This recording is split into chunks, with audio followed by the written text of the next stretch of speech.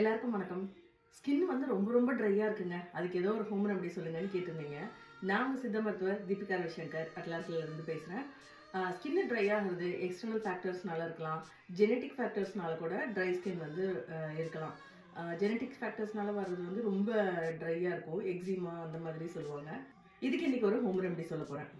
நான் ஒரு சின்ன ரிசர்ச் பண்ணி பார்த்தேங்க.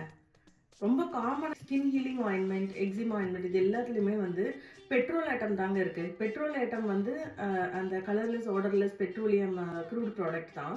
அதோட வேலை என்னென்னா அது ஸ்பெஷலாக ஹீலிங் பண்ணுறதில்ல.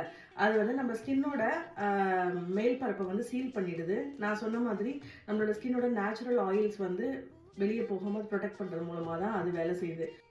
ஆனால் இதில் ஒரு ட்விஸ்ட் இருக்குது. அதில் பிசிபலால் அப்படின்ற இன்னொரு இன்ஆக்டிவ் இன்க்ரீடியண்ட்டை நான் பார்த்தேன். அதில் இந்த பிசிபலால் அப்படின்ற இன்க்ரீடியண்ட் என்ன, அது நேச்சுரலாக கிடைக்கிற எதுலையாவது வந்து கிடைக்குதா அப்படின்ட்டு பார்த்தேன். அப்போது எனக்கு தெரிஞ்சது தான் ஜெர்மன் கேமமில் அப்படிங்கிற இந்த சாமந்தி பூவில் அது இருக்குதா நான் பார்த்தேன். ஸோ இப்போ அதை வச்சு தான் ஒரு ஹோம் ரெமடி சொல்ல போகிறேன். நீங்கள் இந்த மாதிரி கிளியரான வேஸ்லின் மாதிரி ஒரு பெட்ரோல் ஜெல்லியை வந்து வாங்கிக்கோங்க.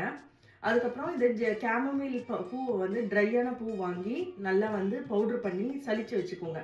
அந்த பூவை வந்து இந்த பெட்ரோலியம் ஜெல்லி கூட கலந்து நீங்கள் வந்து ஸ்கின் மேலே அப்ளை பண்ணுங்கள். ட்ரை ஸ்கின்னுக்கு உங்களுக்கு கண்டிப்பாக வந்து இம்ப்ரூவ்மெண்ட் இருக்கும்.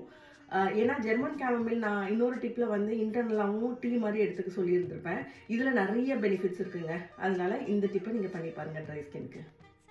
எல்லாருக்கும் நன்றி. ஹாவ் அ வண்டர்ஃபுல் டே. இன்னொரு டிப்போட நாளை சந்திக்கிறேன். அறம் வாழ்க, வளம் பெறுக.